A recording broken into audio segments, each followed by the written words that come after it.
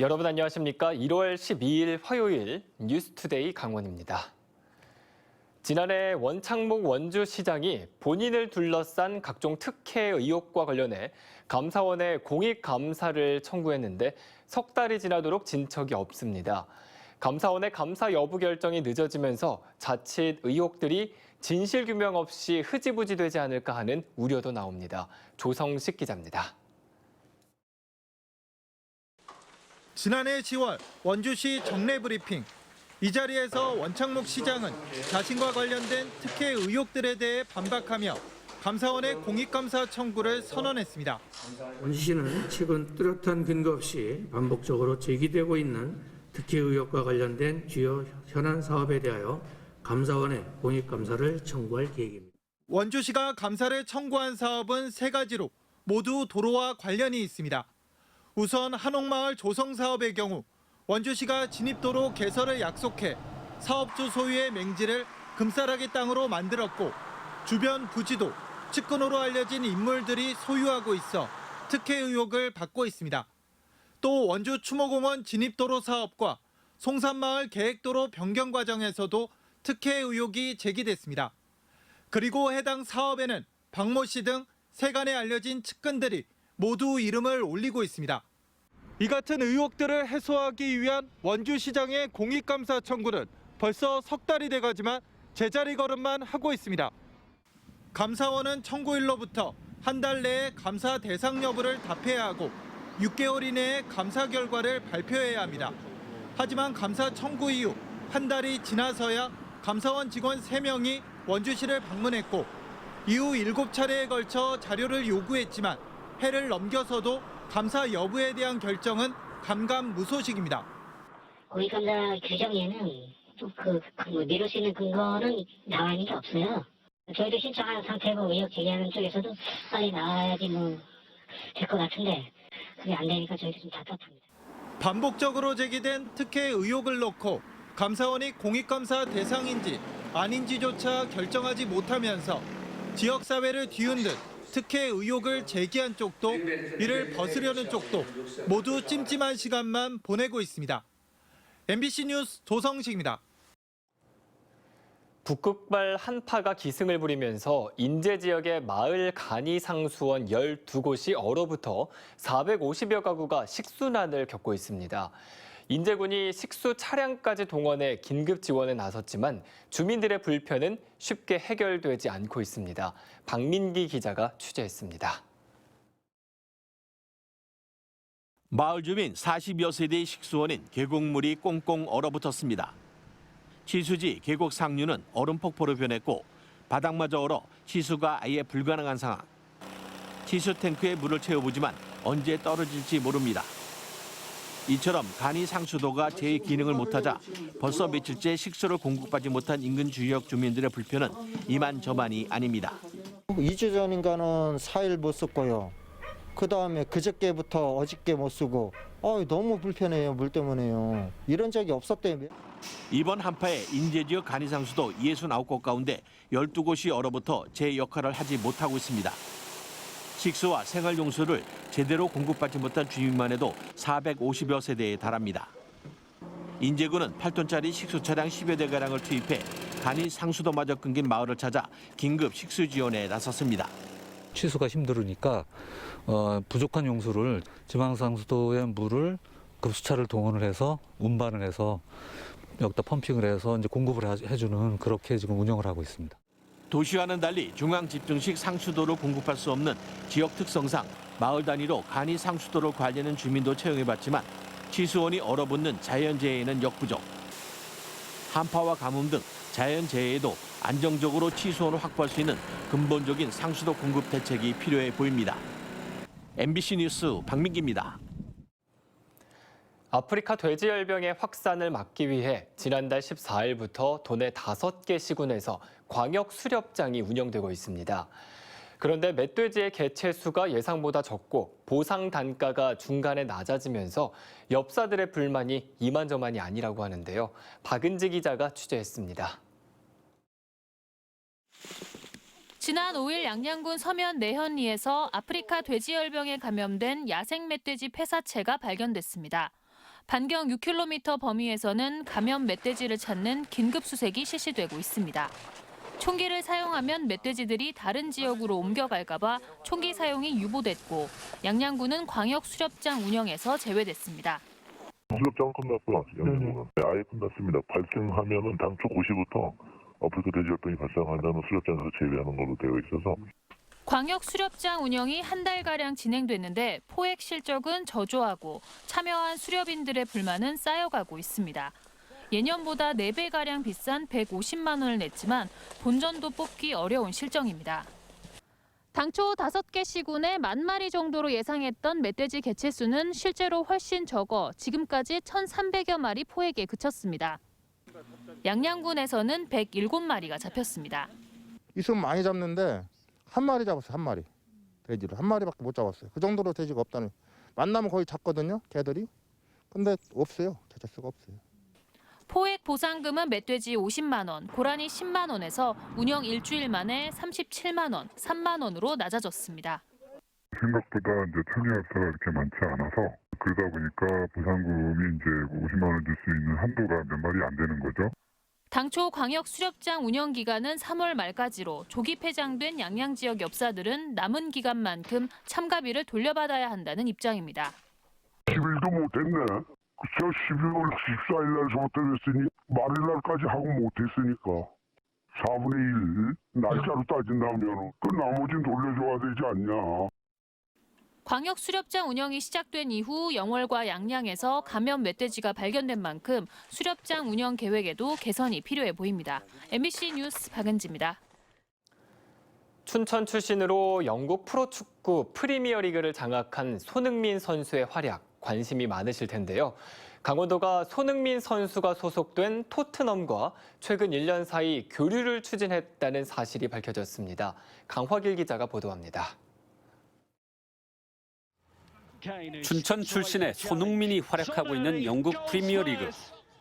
그의 소속팀인 토트넘 하스퍼는 창단한 지 무려 140년이 되어가는 전통의 강호입니다. 이런 토트넘이 한때 강원도와 연결됐습니다. 강원도는 지난 2019년과 2020년 과장급 공무원을 영국 현지에 파견했습니다. 그리고 토트넘의 선수 육성과 마케팅 등 명문 축구 구단의 운영 전반을 배워 강원 FC에 이식하기 위해서입니다. 특히 교류전도 기획했지만 무산됐습니다. 토트넘 구단하고 저희도 하고 이렇게 매칭을 좀 노력을 했는데 잘 안 되더라고요. 전체가 그냥 다 돈으로다가 얘기를 해가지고 한 번 왔다 가면 70억을 달라는 등 일이. 지난해 12월 말 최문순 강원 FC 구단주와 이영표 새 대표가 처음 만난 자리. 최 지사는 토트넘과의 상호 교류 무산에 대한 아쉬움을 드러냈습니다. 그때도 그래서 우리가 토트넘하고 사실은 이제 자매 결연도 맺고 여기 불러서 초청 경기도 하려고 그랬었죠. 역시 토트넘에서 활약했던 이영표 대표도 구단주의 방침에 공감을 나타냈습니다. 더 나아가 이 대표는 지난 5일 춘천시장을 만나 전용구장 춘천 건립을 제안하면서 토트넘 얘기를 꺼냈습니다. 이 대표는 토트넘 관계자들을 잘 알고 있다며 강원 FC와 토트넘과의 시합을 성사시키겠다고 밝혔습니다. 첫 개장 경기를 강원 FC랑 토트넘을 초대해서 토트넘하고 하려고 지금 저희가 계획을 하고 있어요. 손흥민도 춘천 사람. 그러니까요. 손흥민도 춘천이니까. 이처럼 강원 FC 구단주인 강원도지사와 운영을 책임지고 있는 대표가 같은 생각을 하면서 축구 꿈의 무대인 EPL 토트넘과 강원 FC의 경기 성사에 축구 팬들의 관심이 커질 것으로 보입니다. MBC 뉴스 강화길입니다. 코로나19로 피해를 본 소상공인들에게 정부 3차 재난지원금 지급이 시작됐습니다.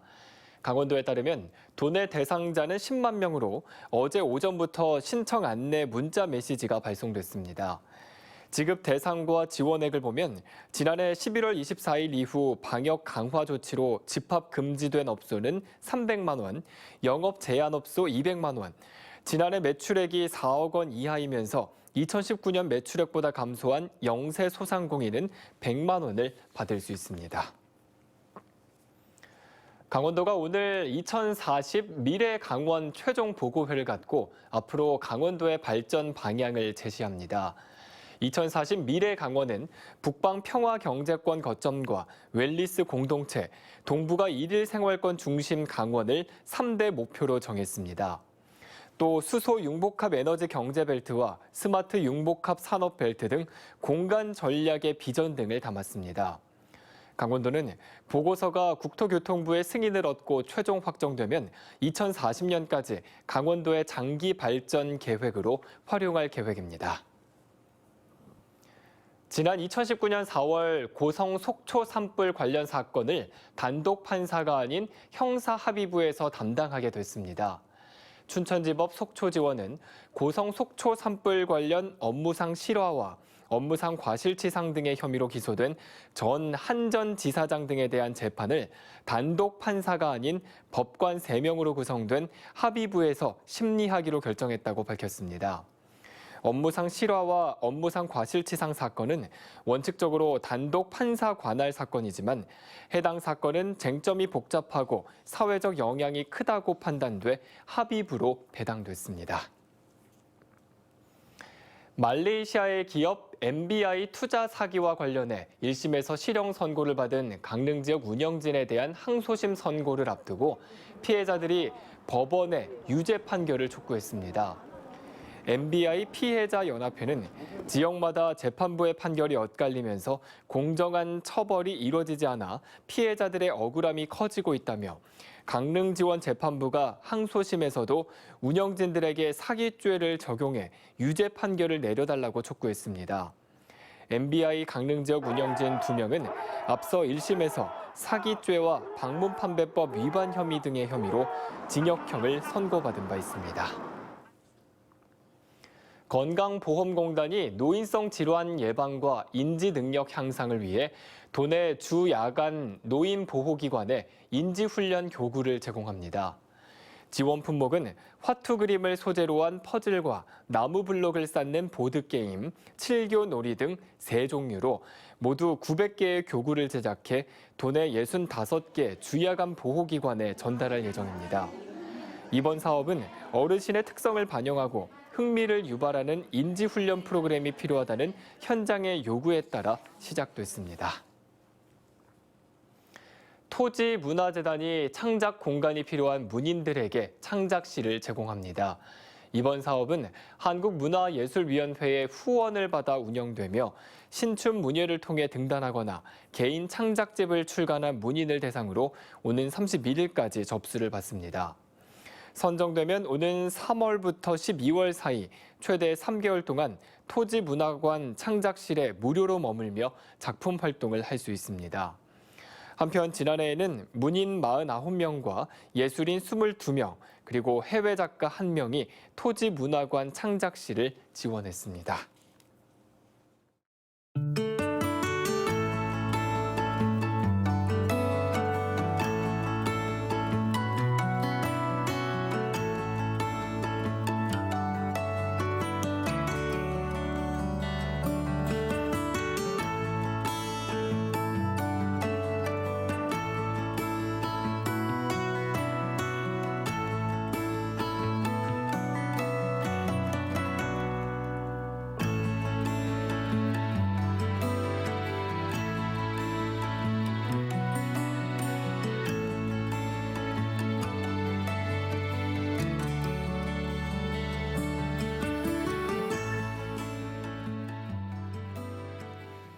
정인이 사건으로 아동학대에 대한 경각심이 높아진 가운데 강원도가 아동학대 대응 체계를 강화합니다.